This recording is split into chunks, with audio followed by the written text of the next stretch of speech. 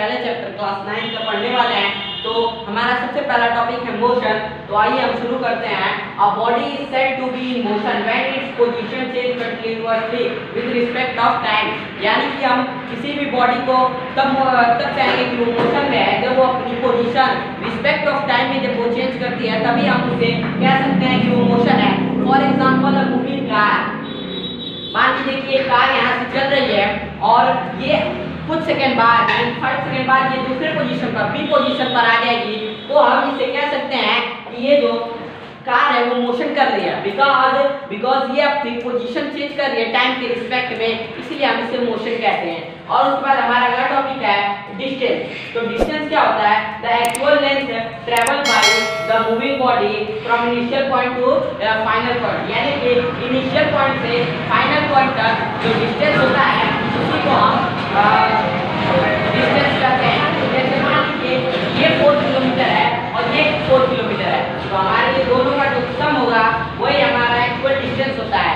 तो हमें ये पता चल गया कि ये डिस्टेंस किसे कहते हैं। तो distance the actual length travel from initial point two final point. यानी कि अगर इनिशियल पॉइंट से फाइनल पॉइंट तक अगर कोई भी कार या मूविंग बॉडी अगर ट्रेवल करती है तो हम डिस्प्लेसमेंट, तो आइए जानते हैं कि डिस्प्लेसमेंट क्या होता है। The shortest distance travel by a moving body from initial point two final point. यानी कि इनिशियल पॉइंट से फाइनल पॉइंट तक जो शॉर्टेस्ट डिस्टेंस होता है उसे हम डिस्प्लेसमेंट कहते हैं। ये दोस्तों देखिएगा कि हम डिस्प्लेसमेंट और डिस्टेंस में बहुत अंतर होता है। जो डिस्टेंस होता है ना उसका जो ये एक्चुअल पाथ का लेंथ है इसको हम लोग डिस्टेंस कहते हैं, लेकिन जो डिस्प्लेसमेंट होता है उसे हम हरदम शॉर्टेस्ट डिस्टेंस नापते हैं इनिशियल पॉइंट से और फाइनल पॉइंट तक। इतना बस दिमाग में रख के और उसके बाद हम लोग डिस्प्लेसमेंट और डिस्टेंस के बीच में डिफरेंस जान सकते हैं। तो उसके बाद डिस्प्लेसमेंट के बाद हमारा टॉपिक है स्केलर क्वांटिटी और वेक्टर क्वांटिटी। तो स्केलर क्वांटिटी तो those quantity which have only magnitude not direction is present, those quantity called scalar quantity. यानी कि जिस क्वांटिटी में सिर्फ मैग्नीट्यूड रिक्वायर हो या इसकी जरूरत हो उसे हम स्केलर क्वांटिटी कहते हैं, और उसमें डायरेक्शन रिक्वायर ना हो तो उसे हम स्केलर क्वांटिटी कहते हैं। और vector quantity those quantity which have both magnitude and direction required is called vector quantity. यानी कि जिस क्वांटिटी में डायरेक्शन भी रिक्वायरमेंट हो, डायरेक्शन की भी रिक्वायरमेंट हो और मैग्नीट्यूड की भी जरूरत हो उसे हम वेक्टर क्वांटिटी कहते हैं। जैसे कि मान लीजिए एग्जांपल लेते हैं पहले स्केलर क्वांटिटी का। तो स्केलर क्वांटिटी का एग्जांपल होता है डिस्टेंस। मान लीजिए कि स्केलर डिस्टेंस ट्रेवल करने में हमको डायरेक्शन की जरूरत नहीं पड़ती है। हम किसी भी तरफ जाएंगे तो हमें हमारा डिस्टेंस जो है वो इंक्रीज ही होगा, डिक्रीज नहीं होगा। लेकिन जो वेक्टर क्वांटिटी है उसका एग्जांपल है डिस्प्लेसमेंट। तो डिस्प्लेसमेंट हमने देखा कि जो शॉर्टेस्ट डिस्टेंस होता है उसी को हम डिस्प्लेसमेंट कहते हैं। इसका मतलब कि इसके और इसके बीच में ये जो डायरेक्शन है वो जरूरी है, बहुत रिक्वायर है, इसीलिए हम वेक्टर क्वांटिटी के अंदर डिस्प्लेसमेंट और स्केलर क्वांटिटी के अंदर डिस्टेंस को रखते हैं। तो आइए कुछ मोशन के टाइप जान लेते हैं। तो मोशन के दो टाइप होते हैं, uniform motion and non uniform motion. तो यूनिफॉर्म मोशन क्या होता है? A body has uniform motion when it travel equal distance in equal interval of time. और कोई बॉडी इक्वल डिस्टेंस और इक्वल इंटरवल ऑफ टाइम में अगर वो पूरा करती है तो हम उसे यूनिफॉर्म मोशन की कैटेगरी में लाते हैं। जैसे कि मान लीजिए कि वो पहले सेकंड में 2 किलोमीटर अगर ट्रैवल करता है तो ये फिक्स है या कंफर्म्ड है कि जो बॉडी रहेगी वो दूसरे सेकंड में 4 किलोमीटर ट्रैवल करेगी। अगर वो यूनिफॉर्म मोशन यूनिफॉर्म स्पीड या कांस्टेंट स्पीड से चलता है तब। और नॉन यूनिफॉर्म मोशन इसका उल्टा होता है। A body has non uniform motion when it have equal distance in equal interval of time. अगर ऐसी बॉडी जो अनइक्वल डिस्टेंस और अनइक्वल इंटरवल ऑफ टाइम में अगर वो पूरा करती है तो हम उसे नॉन यूनिफॉर्म मोशन कहते हैं।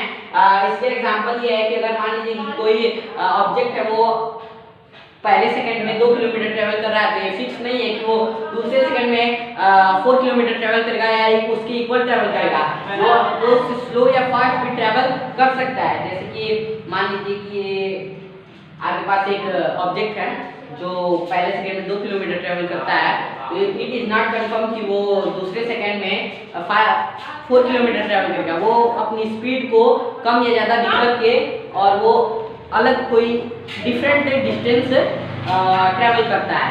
और जो हमारा यूनिफॉर्म मोशन रहता है उसकी जो ग्राफ रहता है उसको ऐसे ही प्रेजेंट करते हैं, क्योंकि उसमें जो स्पीड रहती है वो कांस्टेंट रहती है। जो देख रहे हैं कि ये जो स्ट्रेट लाइन गया है ये आपको दर्शाता है कि जो ऑब्जेक्ट की स्पीड थी वो कांस्टेंट थी। और नॉन यूनिफॉर्म मोशन में जो आप देख रहे हैं कि ये जो है ये कर्व्ड में जा रहा है, यानी कि टेढ़ा हो रहा है। इसका मतलब ये है कि जो स्पीड थी वो कांस्टेंट नहीं थी, वो कभी अपनी स्पीड को स्लो कर रहा था तो कभी एक्सीलरेट कर रहा था। इसीलिए जो ग्राफ रहता है वो नॉन यूनिफॉर्म मोशन और यूनिफॉर्म मोशन का इस तरीके से। मोशन के टाइप के बाद हमारा अगला टॉपिक है स्पीड। तो आइए जानते हैं कि स्पीड क्या होता है।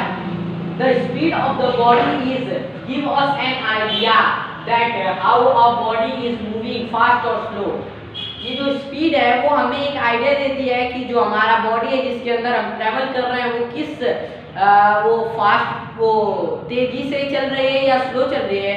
ऐसा एक आइडिया, ऐसा एक विचार देती है कि उसे हम स्पीड करते हैं। जैसे एक बार फिर देख लेते हैं।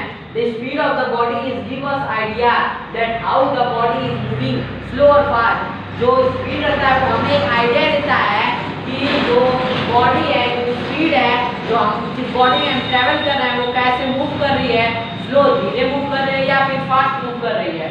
तो इसके बाद 3 पॉइंट है, इंपॉर्टेंट पॉइंट है स्पीड के। तो जो स्पीड का जो फॉर्मूला होता है कि speed is equal to distance upon time. जो स्पीड रहता है वो डिस्टेंस अपॉन टाइम उसका फॉर्मूला रहता है होता है। और जो स्पीड की ऐसा यूनिट होती है वो मीटर पर सेकेंड होती है और स्पीड एक वेक्टर क्वांटिटी होती है। उसके बाद हमारा अगला टॉपिक है एवरेज स्पीड। तो average speed is the total distance travel divided by total time taken to cover the distance. Average speed हम उसे कहते हैं जो जितना अब तक जितना टोटल डिस्टेंस जितना वो ट्रैवल किया है और तो उसको जितना टाइम ट्रैवल करने में लगा है उससे अगर डिवाइड कर देंगे तो आपका जो एवरेज स्पीड है वो आ जाएगा। तो जो एवरेज स्पीड का फॉर्मूला होता है वो होता है टोटल डिस्टेंस अपान में या डिवाइड में टोटल टाइम टेकन।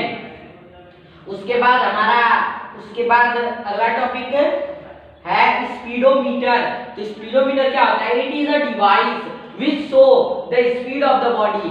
स्पीडोमीटर एक ऐसा डिवाइस है जो हमें बताता है कि हम कितने स्पीड पर हमारी जिस बॉडी में हम ट्रेवल कर रहे हैं वो कितने स्पीड से चल रही है।